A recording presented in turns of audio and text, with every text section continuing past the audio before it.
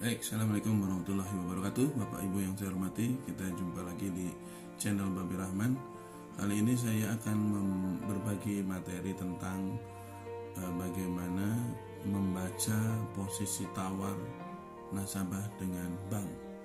Ya, seringkali saya menjumpai ada saudara-saudara kita yang dengan alasan karena mungkin tobat riba gitu, kemudian mereka mendatangi bank membawa surat menyampaikan bahwa berdasarkan surat Al-Baqarah nomor 275 sampai 279 menyatakan bahwa riba adalah dosa bla bla bla bla. Kemudian mereka minta agar mulai bulan ini atau bulan depan tidak mengangsur lagi dan akan melunasinya bila aset laku. Nah, ini pertama pasti tidak disetujui.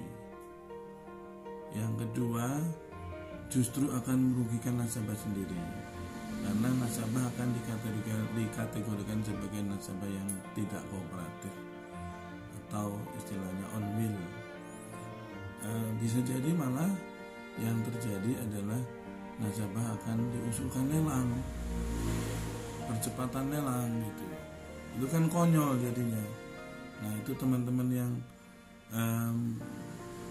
masih suka ngajari kayak gitu atau masih menerapkan kayak gitu, saya harap udah tidak lagi dilanjutkan, karena itu cara-cara yang tidak benar dan itu tidak akan disetujui begitu. Nah, memang saya tidak memungkiri bahwa ketika seorang akidahnya baik, kemudian dia tauhidnya sudah baik, dia menyampaikan hal seperti itu dengan siap konsekuensi adalah yang terburuk adalah dilelang.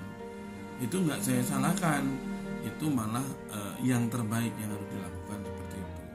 Artinya apapun resikonya saya siap hadapin. Yang penting saya berhijrah menuju ridha Allah Subhanahu wa taala. Saya sangat dukung, saya sangat setuju. Tapi tidak ada salahnya juga kita belajar untuk memahami posisi tawar kita terhadap bank. Apa itu maksudnya posisi tawar? Jadi ketika kita menyampaikan hal yang tadi saya sampaikan di muka, bahwa kita mau berhenti membayar, kita akan lunasi bila aset terjual, itu boleh kita sampaikan seperti itu, tapi kita hitung dulu posisi tawar kita terhadap bank seperti apa. Apakah posisi tawar kita cukup baik? Oh ya, saya kasih gambaran sedikit. Posisi tawar itu ibarat kita sedang bermain catur, pakai analisa SWOT gitu ya.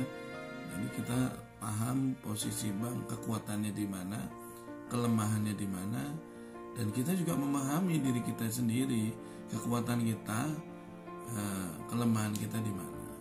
Apa yang bisa kita jadikan senjata ketika negosiasi buntu, negosiasi deadlock. Nah, kira-kira seperti itu, memahami posisi tawar seperti itu.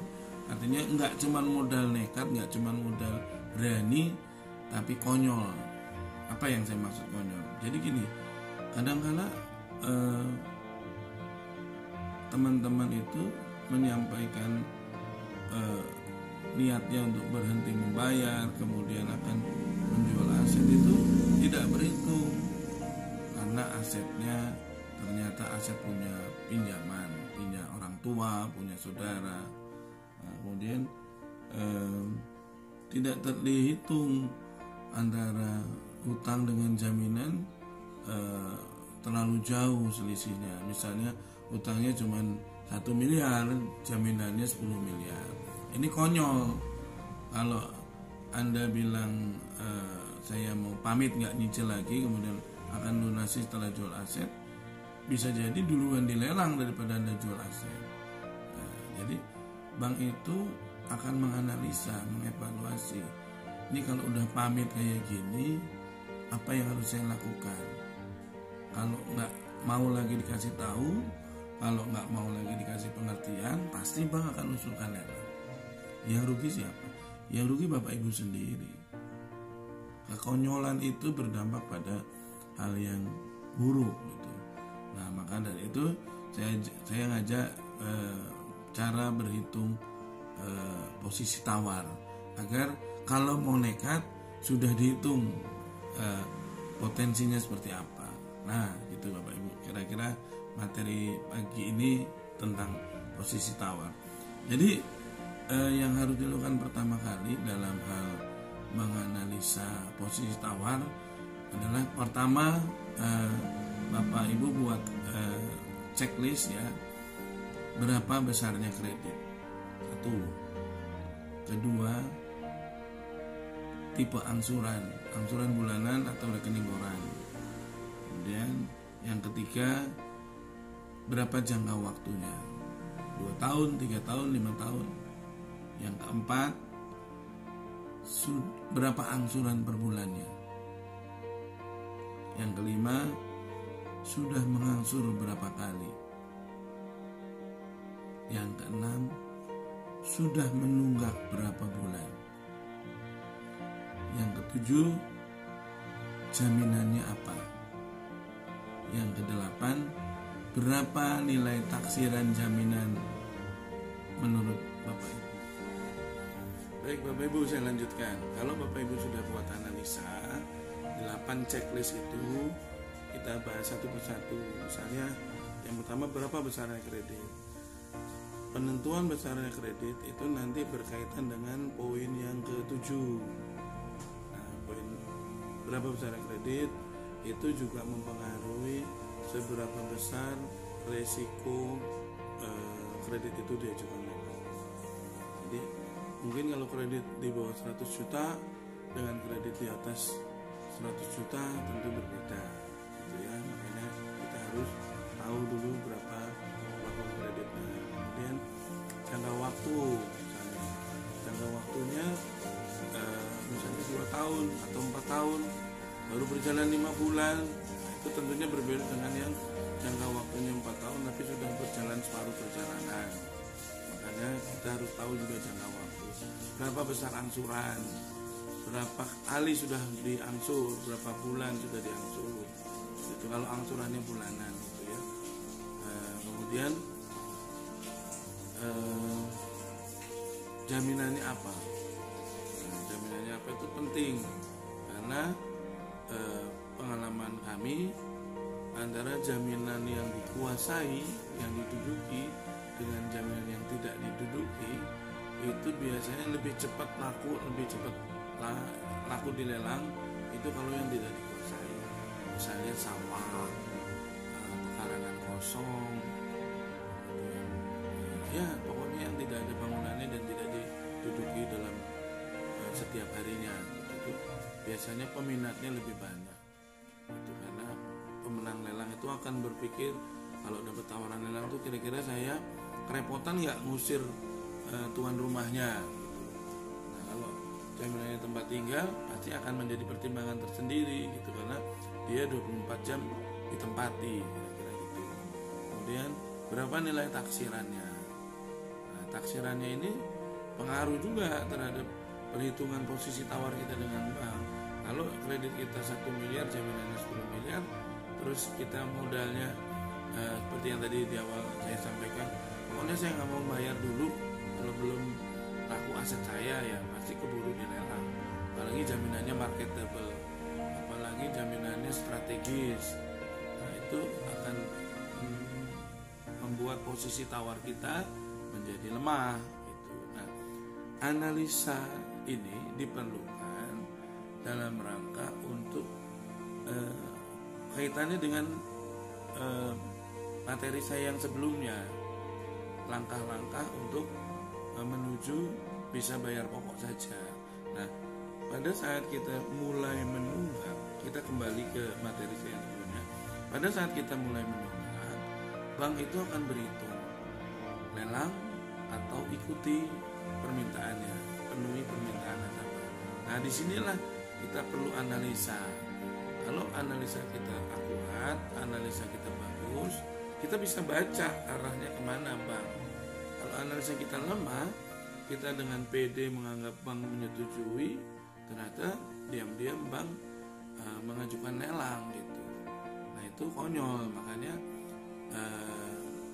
kita harus bisa membaca posisi tawar atau bahasa kerennya bargaining position gitu ya. Nah tadi kalau Bapak Ibu sudah menganalisa 8 checklist itu, nanti kita akan mempunyai gambaran, oh ya berarti dengan kondisi seperti ini berarti kita posisi tawarnya lebih bagus daripada apa. Contoh ini ya, contoh. Kenapa ada yang saya katakan posisi tawar kita lebih bagus atau mungkin kebalikannya lebih jelek terhadap bank. Contoh gini Bapak Ibu, ada nasabah bank yang ketika dia punya reputasi baik di perjalanan sebagai nasabah gitu ya, historinya dia baik, dia menjaga komitmen angsurannya rajin, tertib dan sebagainya, itu dalam kenyataan di luar sana itu ada persaingan bank yang lain itu akan menawari dia untuk take over untuk pindah bank. Nah, bank yang nawarin ini biasanya oke Pak, Bapak pinjamannya di sana 1M, saya kasih 1,7 M. Bunganya saya turunkan, lebih murah daripada bunga di sana. Kira-kira tertarik nggak? Pasti tertarik. Nah, nasabah yang baik itu akan punya historical yang bagus. Kemudian ini menjadi ladang buat bank lain untuk diambil gitu. Potensinya itu akan ditawari dengan yang namanya take over. Nah, biasanya kalau dia take over dari satu bank ke bank lain, kemudian pindah lagi take over terus, biasanya bank-bank yang melihat nasabah ini baik itu sudah mulai mengabaikan aspek jaminan agunan. Ya, perlu Bapak Ibu ketahui bahwa pada saat kita pertama kali merintis jadi nasabah, memang bank akan memperhatikan sekali agunan. Apakah agunannya ini coverage ratio-nya, kecukupannya itu mampu untuk mengcover hutangnya, pokok dan bunga. Memang seperti itu. Tapi ketika Bapak Ibu angsurannya baik, reputasinya baik, ya rapotnya baik, itu bank sedikit demi sedikit akan mulai mengabaikan aspek jaminan. Ingat di presentasi saya sebelumnya, jaminan utama seorang nasabah adalah usaha yang dibiayainya oleh bank, bukan jaminan rumahnya, tanahnya, bukan. Jadi jaminan yang merupakan agunan itu hanya second opinion, pilihan kedua ketika dari hasil usaha sudah tidak mampu lagi diharapkan pembayarannya. Nah, kembali cerita saya yang ini. Jadi ketika seorang nasabah dianggap bagus, rapotnya bagus, maka bank yang menawarkan take over itu akan mulai mengabaikan sisi jaminan gitu. Yang tadinya rasio jaminan dengan kredit itu mungkin kreditnya 1M, jaminannya 2M. Nah, sekarang udah berkurang, jaminannya masih 2M, kreditnya udah bisa 1,7M gitu. Nah, memang bank sedang mengambil risiko. Mengambil risiko apa?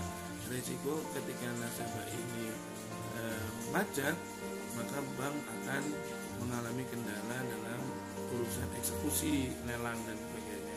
Nah, biasanya bank mengabaikan itu, mereka beranggapan bahwa pasti orang ini akan menjaga reputasinya daripada asetnya. Nah, itu kira-kira seperti itu. Nah, kalau posisi kreditnya dengan jaminannya berdekatan, itu yang kita maksudkan bargaining position, posisi tawar nasabah kuat. Karena apa? Karena yang namanya bank melelang itu akan menjadi daya tarik di masyarakat bila selisih harga pasar dan harga lelangnya itu berjauhan. Misalnya harga pasarnya 2M, cuma di lelang 1M, pasti itu menarik. Orang yang ditawarin itu ibaratnya akan mencarikan dana untuk ikut melelang gitu. Tapi kalau harga pasarnya 2M, dilelang 1,9M, nah ini nggak menarik. Orang kan bilang, nggak jauh, kalau 1M aku ikut. Nah, kira-kira seperti itu. Itulah yang saya maksudkan posisi tawarnya bagus atau lemah atau jelek. Nah, yang seperti itu berarti posisi tawar nasabah terhadap bank bagus. Memang banyak aspek-aspek lain yang perlu dipertimbangkan, karena memang tidak semata-mata tentang agunan saja, tapi paling tidak itu sebagai indikator yang mudah dibaca bahwa bargaining position, posisi tawar nasabah baik atau jelek gitu ya. Nah, berarti kebalikannya, kalau posisi bargaining nasabah jelek, yang seperti apa? Yang jaminannya jauh lebih besar daripada kreditnya. Sederhana seperti itu kira-kira. Ya, kira-kira seperti itu Bapak Ibu. Jadi kalau Bapak Ibu sudah memahami posisi tawarnya, artinya Bapak Ibu sudah memahami senjata yang Bapak Ibu miliki. Nah, kelemahan yang Bapak Ibu miliki dan kekuatan yang Bapak Ibu miliki, Bapak Ibu sudah sadari. Begitu juga terhadap posisi banknya. Bapak Ibu sudah menyadari posisi bank itu kekuatannya di mana, kelemahannya di mana. Nah, memang kita harus pahami juga yang namanya bank itu, petugas bank itu kalau dengan Bapak Ibu macet kreditnya ya pada saat sudah tidak ada lagi harapan bisa dibayar, mereka akan bicara tentang lelang gitu. Tapi kalau Bapak Ibu paham posisi tawarnya, Bapak Ibu nggak ada khawatir lagi gitu. Seringkali saya sering jumpai misalnya nasabah yang jaminannya SPPT atau jaminannya letter C atau petuk gitu ya. Nah, mereka sudah panik gitu, sudah ketakutan diancam udah lelang, atau jaminannya PPKB gitu, udah panik, stres, datang kepada kami udah dalam keadaan stres gitu. Saya bilang coba kita analisa dulu, kita bongkar 8 checklist tadi. Setelah kita bongkar, dia baru sadar, oh iya ya, berarti posisi tawar saya seperti ini gitu. Nah, ini bisa buat pegangan, bisa buat pedoman Bapak Ibu untuk minimal tidak mudah langsung stres ya, karena bank juga nggak akan mudah melelang sebenarnya. Bank itu juga pertimbangannya banyak ya. Kalau kredit macet itu petugasnya bilang lelang, itu ya memang biasa dia ngomong lelang, tapi apakah benar berujung pelelangan juga belum tentu gitu, karena banyak pertimbangan ya. Memang input dari petugas lapangan itu akan menjadi pertimbangan pimpinan, decision makernya, tapi nggak juga setiap input itu dijadikan sebagai pedoman buat pimpinan gitu ya, karena banyak pertimbangan. Karena sisi internal bank itu juga menghapus bukukan. Ya nanti di sesi berikutnya saya akan cerita bagaimana sistem akuntansi perbankan ketika tahapan kredit Bapak Ibu itu macet. Nanti kita akan bicara di sesi yang lain. Sehingga bank itu enggak mesti kredit macet itu dilelang gitu, enggak mesti. Kan di presentasi sebelum saya kan ada yang saya sampaikan, ada orang yang macetnya sudah 2-3 tahun nggak dilelang, tapi ada yang baru macet 5 bulan 6 bulan dilelang. Itu kenapa? Nah, itu kira-kira kaitannya nanti kita akan bicarakan di sesi berikutnya. Jadi kata kuncinya adalah tidak setiap nasabah macet dilelang. Oke. Nah, karena apa? Karena bank punya pertimbangan. Ya, punya pertimbangan. Karena bank itu ada alasan-alasan yang membuat si A diajukan lelang atau si B yang sudah 3 tahun tidak dilelang. Kira-kira seperti itu. Jadi materi saat ini adalah bagaimana mempelajari, menghitung posisi tawar nasabah dengan bank. Penting 8 poin itu checklistnya Bapak Ibu buat, sehingga Bapak Ibu paham posisi kredit Bapak Ibu itu resikonya seberapa besar. Demikian materi kali ini, mudah-mudahan bermanfaat. Sampai jumpa di lain kesempatan. Assalamualaikum warahmatullahi wabarakatuh.